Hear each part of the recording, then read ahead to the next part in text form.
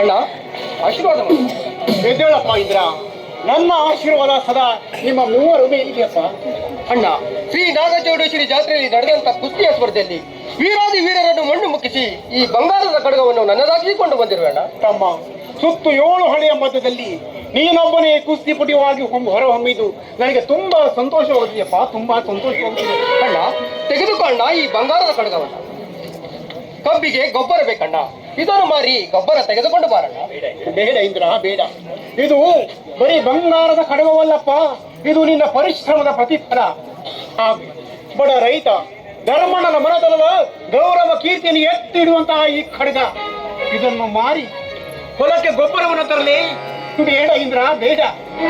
ನೋಡು, ಗೊಬ್ಬರಕ್ಕಾಗಿ ಹಣ ಬೇಕಾದ್ರೆ ನಾಳೆ ಭೂಪತಿ ಸಾಹುಕಾರ ಮನೆಗೆ ಹೋಗಿ ಬಡ್ಡಿಯಂತೆ 2,000 ರೂಪಾಯಿ ತೆಗೆದುಕೊಂಡ್ರಾಯ್ತಪ್ಪ, ತೆಗೆದುಕೊಂಡ್ರಾಯ್ತು. ಬೇಡಣ್ಣ, ಬೇಡ. ಆ ಭೂಪತಿ ಬಡ್ಡಿ ಮಗನ ಹತ್ರ 2,000 ರೂಪಾಯಿ ತೆಗೆದುಕೊಂಡ್ರೆ 4,000 ರೂಪಾಯಿ ಅಂತ ಹೇಳುವ ಹಲ್ಕ ನನ್ನ ಮಗ ಅವನು. ನಮ್ಮಂತ ಬಡವರ ಗೋಣ ಮುರಿದು ಗಳಿಸಿದವನ ಹಣದ ಭಂಡಾರ ಸರ್ವನಾಶ ಆಗುವ ಕಾಲ ದೂರವಿಲ್ಲಣ್ಣ, ದೂರವಿಲ್ಲ.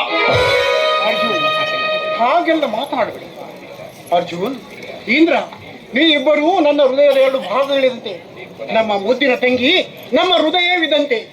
ನೀವು ಕೊನೆಯವರೆಗೂ ಈ ಮನೆಯಲ್ಲಿ ಒಂದೇ ಬಳ್ಳಿಯ ಹೂಗಳಾಗಿ ಅರಳಿ ಸತ್ಯ ನ್ಯಾಯಕ್ಕಾಗಿ ಸ್ಥಿರವಾಗಿ ಅಸತ್ಯ ಧರ್ಮಕ್ಕೆ ಎದೆಗೊಟ್ಟು ವೀರಧನದಿಂದ ಗಂಡುಗಲಿ ಪರಶುರಾಮನಂತೆ ಭುಜಕ್ಕೆ ಭುಜ ಕೊಟ್ಟು ಆ ಭೂಪತಿ ನಮಗೆ ಸಿಗದ ಅನ್ಯಾಯವನ್ನ ಮೆಟ್ಟಿ ನಿಂತು ಗತಿ ಕಾಣಿಸಲೇಬೇಕಪ್ಪ, ಅವನಿಗೊಂದು ಗತಿ ಕಾಣಿಸಲೇಬೇಕು. ಅಣ್ಣ, 25 ವರ್ಷಗಳಿಂದ ನನ್ನ ಎದೆಯಲ್ಲಿ ಕಥಕಥನೆ ಕುರಿಯುತ್ತಿರುವ ರೋಷದ ಅಗ್ನಿಗೆ ಆ ಧನಿಕ ಭೂಪತಿ ಸುಟ್ಟು ಭಸ್ಮವಾಗಲೇಬೇಕಲ್ಲ. ಬರೀ ಭಸ್ಮ ಅಲ್ಲಣ್ಣ, ಅವನ ಅವಶೇಷಗಳು ಕೂಡ ಸಿಗದಂತಾಗಬೇಕು. ನಮ್ಮ ಜೋಳೆಯಿಂದ ನನ್ನ ಹೃದಯ ಪುಟಳದಲ್ಲಿ ಬೆಂಕಿ ಎತ್ತಿ ಉರಿಯುತ್ತಿದೆ. ಈ ಕಾಳಿಂಗ ಸರ್ಪ ಅಡೆ ಎತ್ತಿ ನಿಂತರೆ ಒಂದೊಂದಾಗಿ ಆ ದರ್ಪದ ಸಾಹುಕಾರೆಂಬ ನಾಯಿಗಳನ್ನು ಕಚ್ಚಿದರು ನನ್ನ ಸೇಡಿನ ಕೆಚ್ಚು ನಂದುವಂತಿಲ್ಲ. ಯಾಕೆ ಗೊತ್ತೇ? ಅನ್ಯಾಯದಿಂದ ನಮ್ಮ 4 ಎಕರೆ ಭೂಮಿಯನ್ನು ಮೋಸದಿಂದ ತನ್ನದು ಮಾಡಿಕೊಂಡನಲ್ಲ ಕಪಟ ಧನಿಕ ಭೂಪತಿ. ಅವನಷ್ಟೇ ಊರಿನಲ್ಲಿ ದರ್ಪ ತೋರಿಸಿದರು. ನಾನು ಅದಕ್ಕೆ ಕೇಡುಗಾಲದ ಕಡಿವಾಡ ಹಾಕಿ ಭೂಗರ್ಭವನ್ನು ಸೀಳಿ ಅವನ ಅಹಂಕಾರವನ್ನು ಮುರಿಯುವವರೆಗೂ ನನ್ನ ಮನಸ್ಸಿಗೆ ನೆಮ್ಮದಿಲ್ಲ, ನೆಮ್ಮದಿಲ್ಲ.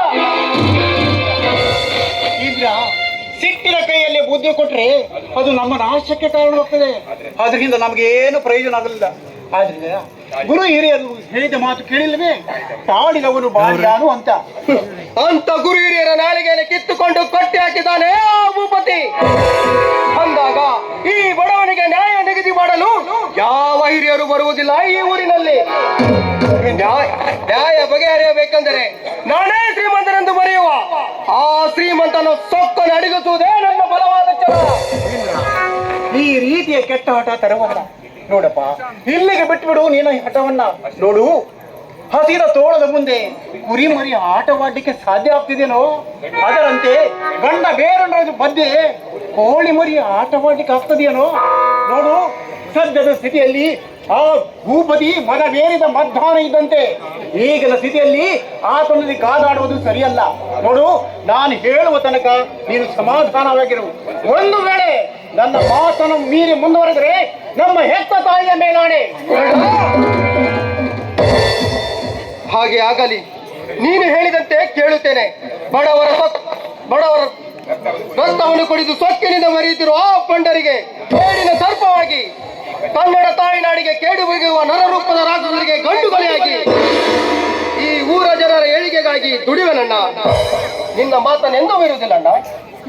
ಅಣ್ಣ, ಈಗ ನೀವು ಮಾತು ಹೇಳ್ತಿಯಲ್ಲ, ಈ ಮಾತನ್ನು ಕೇಳಂಗೆ ನಿಜವಾಗಿಯೂ ಹಾಲು ಕುಡಿದಷ್ಟು ಸಂತೋಷವಾಯ್ತು ನೋಡು. ಬನ್ನಿ, ಬಿಸಿ ಬಿಸಿಯಾಗಿ ಅಡಿಗೆ ಮಾಡಿದೀನಿ, ಅದಕ್ಕೆ ಗಸಗಸೆ ಪಾಯಸ ಬೇರೆ ಮಾಡಿದೀನಿ. ಒಟ್ಟಿಗೆ ಎಲ್ಲರೂ ಊಟ ಮಾಡಿದ್ರಾಯ್ತು. ಏನಂತೀಯ ಅರ್ಜುನ? ಬೇಗನೆ ಕೈಕಾಲು ತೊಳೆದುಕೊಂಡು ದೇವರಿಗೆ ದೀಪ ಹಚ್ಚಿ ಊಟ ಮಾಡಿಕೊಂಡು ಹೊಲದಕ್ಕೆ ನಡೀರಪ್ಪ. ಯಾಕಂದ್ರೆ ಕಬ್ಬಿನ ಗದ್ದೆಗೆ ನೀರು ಹಾಯಿಸಬೇಕಾಗಿದೆ. ಇಂದ್ರ, ತೆಗೆದುಕೋಯಿ ಬಂಗಾರದ ಖಡ್ಗವನ್ನು ದೇವರ ಮುಂದಿಟ್ಟು ಪೂಜೆ ಮಾಡು. ಹಾಗೆ ಆಗಲ್ಲ ರಕ್ಷಿತಾ, ಊಟಕ್ಕೆ ಹೋಗೋಕ್ಕಿಂತ ಮುಂಚೆ ನಮ್ಮ ತಮ್ಮ ಇಂದು ಸ್ಪರ್ಧೆಯಲ್ಲಿ ಜಯಗಳಿಸಿ ಬಂದಿದ್ದಾನೆ. ಈ ಸಂತೋಷ ಸಂಭ್ರಮವನ್ನ ನಾವೆಲ್ಲರೂ ಸೇರಿ ಆಚರಿಸೋಣವೇ? ಹಾಗೆ ಆಗಲಿ. ಹಾಡಂದ್ರೆ ಮುಗಿದು ಹೋಯ್ತು. ಹಾಗೆ ಆಗಲ್ಲ. ಸರಿ ಅಣ್ಣ, ಈ ಹಬ್ಬವನ್ನು ನಾವೆಲ್ಲರೂ ಸೇರಿ ಆಚರಿಸೋಣ.